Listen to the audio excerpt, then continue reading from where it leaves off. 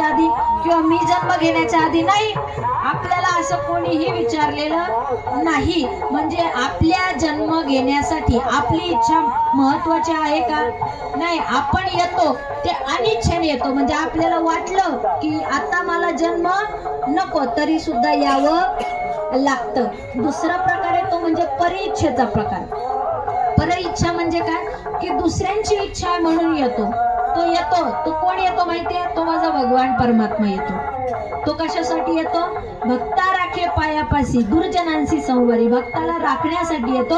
किंवा श्रीमद भगवद्गीतेत हे वर्णन करतात की यदा यदा हि धर्मस्य ग्लानिर्भवति भारत अभ्युत्थानम धर्मस्य तदात्मानं सृजाम्यहम. जेव्हा जेव्हा धर्माचा ऱ्हास होतो त्यावेळी धर्म स्थापित करण्याकरता, कारण माझा भगवान परमात्मा गो ब्राह्मण प्रतिपालक आहे. गायींचं रक्षण करणारा, भक्तांचं रक्षण करणारा, ब्राह्मणांचं रक्षण करणारा, धर्माचं रक्षण करणारा माझा भगवान परमात्मा आहे. मग तो त्या रक्षणाकरता येण्याचं कार्य करत असतो. मग तो येतो तो परिइच्छेने येतो. आणि तिसरा प्रकार सांगितला तो म्हणजे स्वइच्छेने येणारा. आणि या असणाऱ्या प्रकारामध्ये येतात ते म्हणजे संत.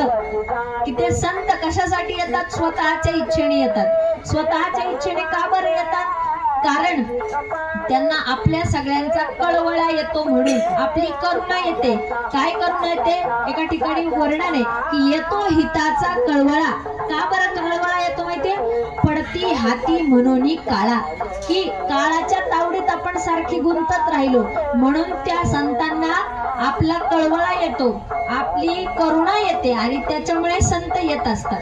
मग तसेच माझे माऊली ज्ञानोबा असतील आणि आज आपण सर्वजण ज्या ठिकाणी ज्या भूमीमध्ये आज आपण ही प्रवचन रूपी सेवा करतोय, एवढा मोठा सत्संग करतोय, ही भूमी ज्यांची आहे, ही भूमी आहे ती म्हणजे श्री निवृत्तीनाथ यांची, त्यांची समाधी स्थळ आहे. आणि एवढंच नाही तर ही अनेक असणाऱ्या गोरक्षनाथांची असेल, गौतम ऋषींची असेल, माझा साक्षात भगवान परमात्मा 12 ज्योतिर्लिंगांपैकी एक असणारे शिवशंकर या ठिकाणी विराजमान आहे. अशी एवढी मोठी पुण्य पावन असणारी भूमी.